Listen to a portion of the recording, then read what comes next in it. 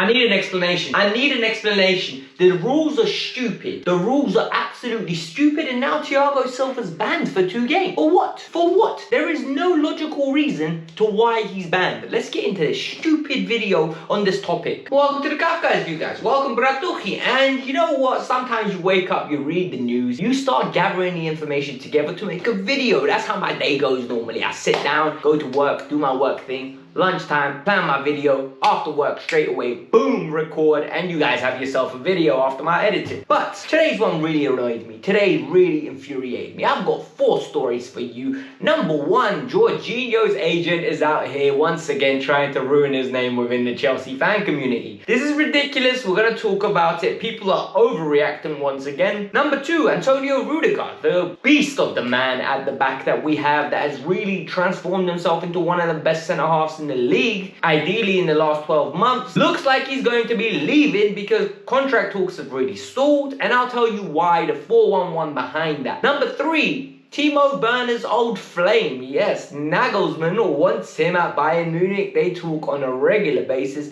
and apparently a reliable source in Germany says there's 70% chance of him going back. Madness. Absolute madness. But the story that will headline this show today, Thiago Silva is going to be suspended for 2 games because he didn't go to play for Brazil. Mad. Let's get into this nonsense. But before we continue, ladies and jellyfish, every single one of you watching, please hit the like button. Thank you very much. I really appreciate it. It goes a long way, especially when you just hit that like button and subscribe and hit the bell notification, by the way. You know what? A lot of people watch these videos and I check my notification watch. A lot of you aren't doing it. A lot of you aren't. I think it's 300 people that hit the bell notification. We can up that to 350. At least 350. 50 of you hit that bell notification. Let's move on with the video. Alright, let's make sense of this stupid story because I can't believe I'm even saying this. Thiago Silva is banned from playing the next 2 games. He's suspended for 5 days because the Brazilian FA have reported Chelsea, Aston Villa, Manchester City, Manchester United, Liverpool, basically the Premier League clubs, on the grounds of you didn't release your players to come and play for us during the international break. As we know, a lot of the players didn't travel to Brazil because Brazil is on the red list in England and England is on the red list for Brazil. It's as simple as that. Both countries don't allow transportation of players from one to the other. However, unless you're a Brazilian national. So those players could have went, they could have vibed it out, played the game, but when they come back, they would have had to quarantine under England's rule. That makes sense? Yes. It's very complicated. Go back and rewatch it. But it all makes sense when I say it. But the reality here is now, because a lot of the Argentine players have been suspended for what happened in Brazil. If you don't know what happened, 4 players from England got into the country, were going to play, put on the paperwork that they weren't in England, which is ridiculous. I don't know what they're doing. We know who you are, bruv. Emiliano Martinez, Buen Dia, Les Celso. Like, we know who you are. Like, you're professional footballers on TV all the time. We know who you are, innit? You're not nobody, yeah? You don't play for Latvia or Lithuania or Poland or my country, Georgia. You don't play for one of those where people don't know who you are. You play for Argentina. You're a starter for Argentina. People know who you are.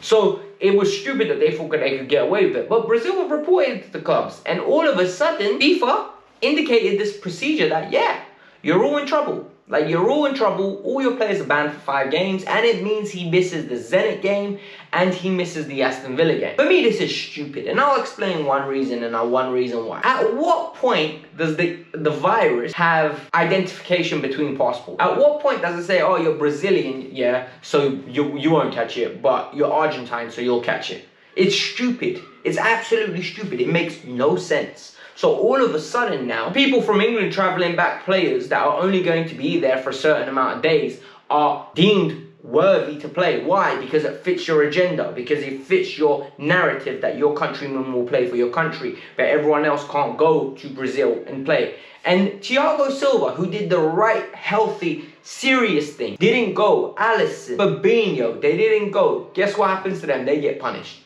They're going to get punished and they miss 2 games. Their clubs, who pay these players wages, by the way, who pay these players wages, are the ones punished.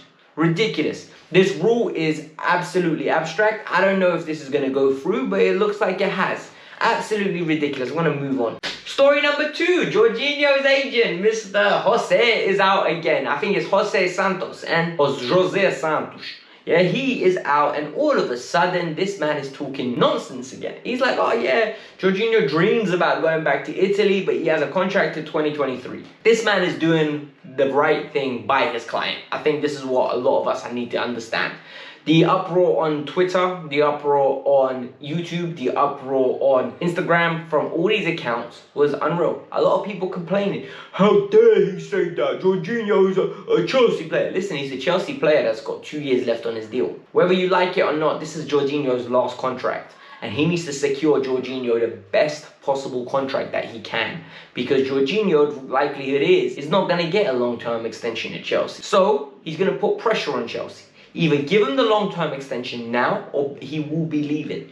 For me personally, I don't know about the long-term extension. I don't think Jorginho is going to age well when I say that. As in, I know he doesn't have pace now, but how long can you keep him to the point where he's going to continuously tick the ball over, cover the ground that he covers, be intelligent, but at the same time have his feet do the things that they want to do? So, I think his agent's doing the right thing. I think we should be patient. We shouldn't be pressured into giving anyone a new deal because we are Chelsea Football Club. And I don't think our board will be pressured because our board doesn't get pressured. But this is the Kavkas View, guys. I hope you lot enjoyed this. I hope you liked that story because we've got 2 more for you. Let's get into it. Story number 3 is an interesting one, and it involves Timo Rudiger. Antonio Rudiger has been a Chelsea player for a long period of time, and I'm telling you now from the bottom of my heart, as sometimes I questioned how he's even a Chelsea player. After that bounce that he allowed to bounce over his head in the Champions League against Roma, I was like, what is wrong with this player? The number of dummies that were served to him and he fell for against Manchester City, I didn't understand it. The logic of having him in the team, I did not understand. Under Frank Lampard, under Sarri, I just did not understand what the player offered. However, now I feel like he's a lot more reserved. I think he commits less into challenges. He uses his strength, he uses his experience, and he uses tremendous pressure to push someone off the ball without fouling, which is a balance that he never used to have. And now under Thomas Tuchel, he's really developed and matured. He's like fine wine. It took him time to become extraordinary. And at this moment in time, he leaves on a free transfer next summer. And Real Madrid, Bayern Munich are all sniffing around. They know what they want to do.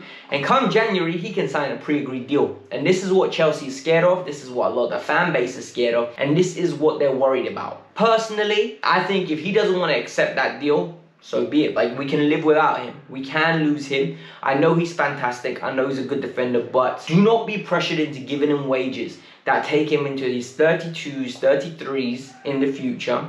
And you're all of a sudden stuck paying wages that you don't want to pay. It's how structures go wrong. Look, they want Jules Koundé, and the likelihood is they're going to go get him either in January or either in the summer. So if you go get him, that's your replacement. Trevor Chalobah, Mbuamba, I think that's how you pronounce it. A lot of you tried to tell me how to pronounce it the other day. Cowell. There's a bunch of players that Chelsea have that could step up and could deal with an opportunity. We have got Christensen, who has signed a new deal. Apparently, they're going to announce it at the right moment. We have got Azpilicueta. We have got Thiago Silva. And now we just have to be patient. Yes, there'll be a bit of restructuring going on, but we can't be forced into moves. Behave yourself. Finally, the last story is about Timo Werner, and this story is kind of interesting because I think Timo's days at Chelsea might be numbered. I mean it. I know Tuchel rates him. I know Tuchel wants to have him in the squad, but I don't think Timo Werner is as infatuated at being at Chelsea as he was initially. I think Timo Werner realizes the pressure that he's receiving from the mainstream media. I think he understands the pressure of needing to be a first-team player. And I think he wants to be a successful player. So the likelihood is Bayern Munich are sniffing around it. A reliable source in Germany, Sport 1, is reporting that Nagelsmann and Timo are on the phone on a regular basis. If you guys don't know, Nagelsmann was the manager of Timo Werner back in the day when he was at Leipzig. Loved him. They had a great relationship on and off the pitch. Good respect, and he got the best out of him. Timo had his 2 most prolific years of his career under Nagelsmann, and so he knows how to use him. Direct, erratic, great in front of goal. He had a great season. So What do I think? Do I think that he's leaving 100%? No, I'm not saying that. I really am not. But I am saying one thing. There is no smoke without fire. And past relationships rekindle, okay? That's a really important thing. You spend enough time with your ex, you'll start remembering the good things. And ignore all the bad things. And in this case, there weren't many bad things. He just moved on to Chelsea. So, let's think about it now. Let's actually wait and see what happens. But I think it's a story that's worth saying. A lot of people are like, fake news, fake news. Why? Because it doesn't fit your agenda. Because you don't want Timo to leave. That can't be the reason for it to be fake news. It's a reliable source. I think it's an important source. And I think it's an important bit of news. So I'm reporting it. Don't like it? It's your problem. Comment fake news. It helps the algorithm. Thank you very much. By the way, guys, hit the like button, subscribe to the channel. You've watched it this far. You better be hitting that like button. Slap that like button, slap that subscription, and more importantly, hit the bell notifications. It's about time. Let's get it up to the 350, and let me know if you did hit the bell and if you have hit the bell. Peace out, I'm out. Bye.